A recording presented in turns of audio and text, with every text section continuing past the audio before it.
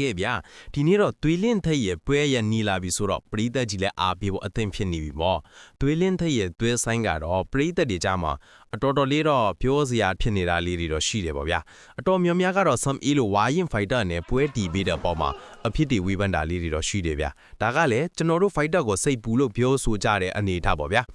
ကျွန်တော်အမြင်ကတော့ဒီနှစ်ချက်ကြောင့်မဲ့ one ဘက်က some elo fighter နဲ့ပွဲတီးပေးတာဖြစ်ဖို့များတယ်ပထမတစ်ချက်ကတော့သွေးလင်းထက်အနေနဲ့ကလည်းထိုင်းပရိသတ်ဒီရှေ့မှာထိုင်းဖိုက်တာတွေကိုတယောက်ပြီးတယောက်အနိုင်ယူပြနေတဲ့မြန်မာဖိုက်တာဖြစ်တော့ထိုင်းပရိသတ်ဒီအနေနဲ့လည်းသွေးလင်းထက်ကိုအနိုင်ယူပြနိုင်မဲ့ဖိုက်တာမျိုးနဲ့ပွဲတီးပေးစေခြင်းနဲ့စန္ဒတစိတ်တစ်ပိုင်းရှိတာကိုဝမ်ဘက်ကလည်းရိတ်စားမိဟန်တူတယ်ဗျ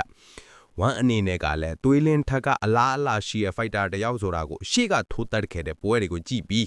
ရိတ်စားမိနေပြီတဲ့အတွက်ပရိသတ်အများစုဖြစ်စေခြင်းနဲ့ဒေါ်လာတစ်သိန်းတက်စားကြ BF အကောင်းဆုံးအချင်းဤတရားအနေနဲ့အရန်ကျန်းတဲ့စာမှုပွဲဆင်းနေတာလို့မြင်မိပါတယ်ဘလို့ဖြစ်ဖြစ်ကျွန်တော်ကတော့ကိုဖိုက်တာကိုအပြည့်အဝယုံကြည်တဲ့အတွက်ဒီပွဲလဲသွေးလင်းတက်ပါပဲဗျာ